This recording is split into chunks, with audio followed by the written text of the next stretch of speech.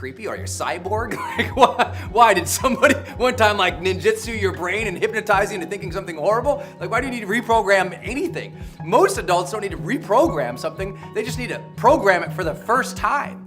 It's like there was never actually any programming that happened anywhere. There were just all these patterns of incidences and these circumstances that have all coalesced into sort of these automatic thoughts and behaviors that they aren't necessarily being responsible for. They come up automatically and they happen to them. It's not like someone said, I want you to think this, I want you to think this, I want you to. No one ever sat you down and probably just like, woo, maybe it happened, but for most people, that never happened. What they're really saying is, Brendan, I need to get a hold of my mind, man, because sometimes I just got these constant negative recurring thoughts that come up. I can't get rid of them, or sometimes I get obsessed about this one bad thing that happened to me, or sometimes I say, I just can't even control my attention, dude. So what they're really struggling to do is to master their mind in a more sort of capable way.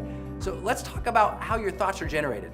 And some of this you might already know. If you've read my book, The Charge, or you've seen some of my other work in High Performance Academy, we talk a lot about how do you master your psychology. I'm gonna give you one simple framework to think through, and then some tips and tools and strategies you can immediately input into your life to better manage your mind. The first thing, if you're having negative recurring thoughts and feelings that are coming up, those are really, they're easy. And here's what I mean by that. We kind of have two systems of thought, psychologists like to say now. We have the system one theories, in which the system one is your automatic, just unconscious, immediate thoughts and impulses that come up from your body that usually your brain is just saying, hey dude, we've thought through this before, or hey dude, we're trying to protect you. So it's running at a very baseline, easy, energetic level. Your brain loves to optimize itself. It doesn't like to have to do a whole lot of thinking. It just likes to say, what do we already know? How can we apply it to this situation? So if you had fears in the past and a similar situation is here, your body just generates those fears and says, hey man, run away again. If you had challenges in the past and you want to protect yourself, your brain just says, hey, protect yourself right now, we're worried about this. But sometimes those are not helpful thoughts. They're automatic, but they're not actually helpful. It's just your brain saying this is the easiest route we know. And part of becoming a more mature, conscious, enlightened person is to better take control of our system two, which is our sort of conscious dashboard on our mind, our ability to more directly work, control, generate, and create our own thoughts and behaviors in the moment, not relying too much on just the things that come up for us. Now, of course, we're always going to. Most of our lives is very system one driven, very unconscious, automatic. We're just going through the motions. But the people who achieve the peak amounts of success, the highest performers in the world, have said, you know what? I need to discipline my mind to support me even when it comes up with an automatic, immediate thoughts. I want those to be positive and buoyant and confident and strong, something that leads me to healthy decisions for my life, not just things that protect me. And so I think that we have to learn how to do that.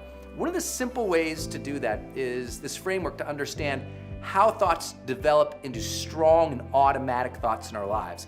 I call the framework RWID, which stands for relative, weight, of importance, and duration.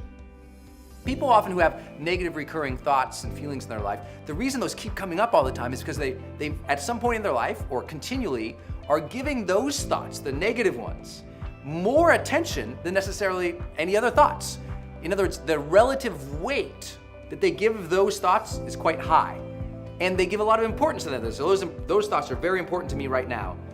And they're durational, they last over a period of time. They keep thinking about those thoughts, thinking about those thoughts, thinking about those thoughts. And it's all that repetition that seals it in the back of their head. And now their head says, oh, this is an easy thing. I know this one, and it pulls it forward. So that simple repetition, because they made it important and they thought about it a lot, it keeps coming up for them over and over and over again. So there's a good negative thing about that and a positive thing. The negative is, if you keep obsessing about negative things, your mind will be automatically conditioned to bring it up more and more and more often without your control, just automatically. The positive aspect is we can use that same skill set and that same rule to apply positive thoughts into our own life.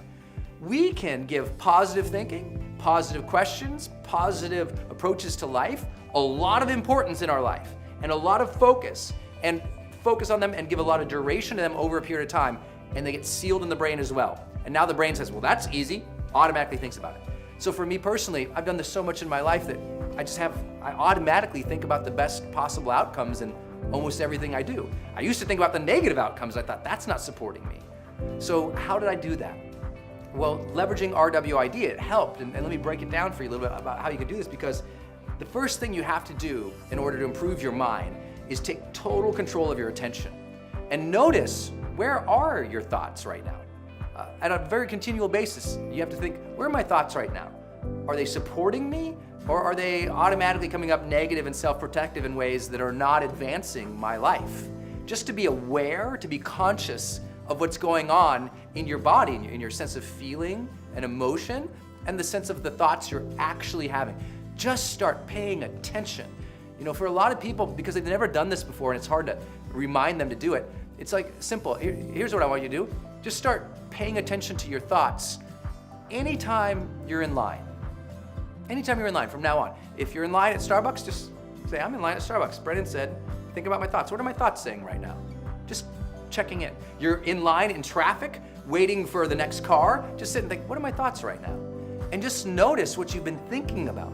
The more we notice what we've been thinking about, the more we can interrupt what we've been thinking about. See, if we just allow that feeling to keep coming up and we don't pay attention to it, our life can be very frazzled and very highly anxious.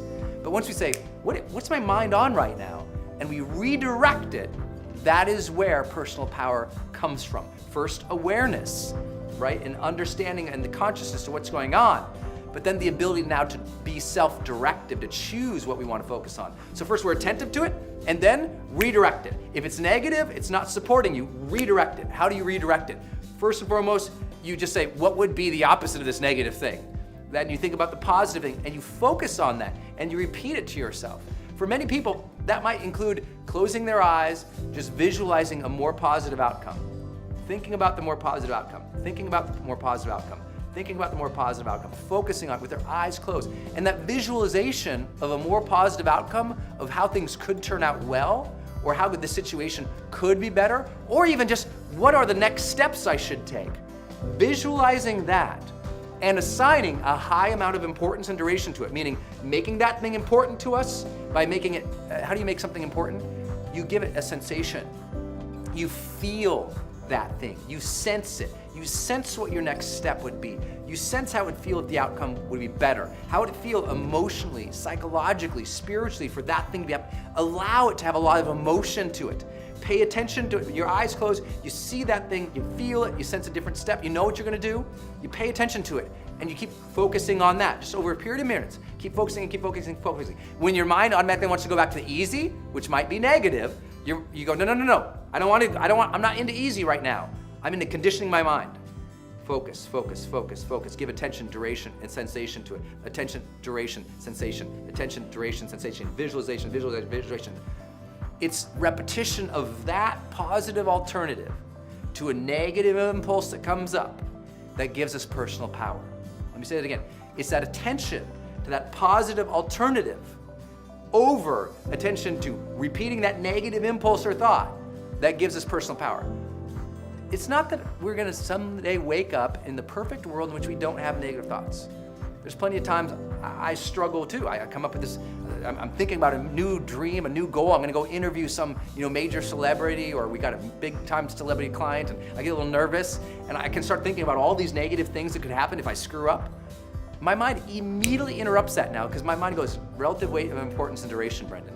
You can either give this thought more time and energy and focus, or you can just stop it and force your brain, creatively force it to direct it to a different possible alternative.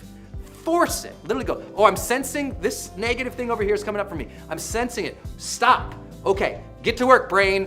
What positive thing could I create and focus on? And close your eyes and think about it and focus on it and focus on it and focus on it and build it out. Make it elaborate in your own mind so you can visualize and see it and feel it and focus on it, focus on it, focus on it. Literally, later on in the evening, focus on it again, focus on it again. You start building in that capacity. Now, if this all sounds way too philosophical and you're like, dude, how do I land this? How do I make it happen? Here's a very simple thing you can do to reprogram your mind. Create a sheet of 2 simple things, very simple things. I want you to write 5 questions down that you're going to ask yourself 3 or 4 times a day. 5 questions that are positive for yourself. Every day, you're going to wake up in the morning, you're going to read these questions to yourself, you're going to answer them. You're going to read them, you're going to answer them every morning. Then at lunch, read the questions, answer them. At night, read the questions, answer them. These can be questions like, what could I feel incredibly grateful for right now? How could I surprise or flirt with somebody right now? How could I have fun right now? Positive things like that, right? How could I demonstrate love or excellence right now? Ask these questions in the morning. Ask them in the afternoon. Ask them at night. By asking these positive questions over and over, I mean, you just do this for 30 days, you're gonna recognize a total shift in your life. Just simple questions, but you're giving them weight by focusing on them 3 times during the day. You're having duration by focusing on it 3 times during a day over 30 days. Your mind starts to reshift its gears to give automatic ease to answering those questions and living in that mindset versus an undirected, unconscious mindset. Second thing on that sheet, or those things you can do, 5 questions first. Second thing I want you to do is come up with 3 words that describe your ideal self. Just 3 words. You know, mine are, for example, present, excited, and bold. So I'm gonna focus on those questions 3 times a day as well. What I do is I put them on my iPhone and they come up as an alarm 3 different times during the day. Just my phone buzzes and those words are there. I'm like, oh right, I'm that guy. I gotta focus on being that guy versus whatever I might be in a bad mood. I'm like, you know, and completely detached. And then I look, I'm like, dude, no, I'm an excited person. Break that thought, get back into this, got it. This is who I am. And now that might sound so simpy. It sounds so simple, but guess what? People won't do the discipline. They are so frustrated with their mind because they haven't done the conscious discipline to reprogram it. That's the last thought here. Yes, we all have unconscious thoughts, every single person of us. If you don't have a mental disorder, and then guess what? You have extreme power in your life to overtake it. And even those who have mental disorders, psychologists and therapists work with them to recondition their mind by allowing them a different way of attaching meaning to the past incidences. But even if they attach a different meaning to the past, the whole focus is bring them into today and teach them to use their mind to direct itself into positive orientations, to make healthier decisions, to enact healthier behaviors. If you can just focus on getting more attentive to what you're feeling, and then do these thought exercises. What questions? Who do I want to be? And you do that over and over again, everything changes. Last thought, our unconscious and our mind is incredibly programmed not just by thought, which is what I've been talking about, relative weight of importance and duration, focusing our attention on what questions we would ask ourselves, what positive alternatives can we create for ourselves, what labels can we create for ourselves to support us. But our mind also is incredibly conditioned by action, behavior. You've heard the term like fake it till you make it. I don't love that. I'd rather just say, you know what, just be authentic over and over and over and over again, right? If you take action on a consistent basis, it teaches your mind to do that. So do things that are positive for yourself. Take bolder actions. Teach yourself, I'm just gonna be confident, just for no other reason. Watch my video on being confident here on YouTube. I want you to really think about this. The more that you take action, the more your brain gets automatically conditioned to understand that's what we do. Hey man, that's just what we do. We just react to bad situations like this, because that's how we've done it. You can actually condition your mind without doing any thought other than just behaving in a more positive manner. And suddenly you find yourself thinking more positively. I know it sounds duplicitous, but word is duplicitous? I think it's word. Sounds good. Good word.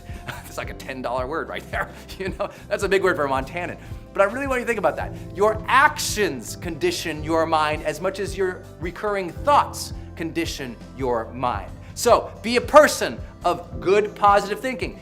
Be a person of good, positive action. And suddenly one day you'll wake up and you're like, I just feel amazing. I feel extraordinary. I feel positive. And that's what it feels like to live the charged life.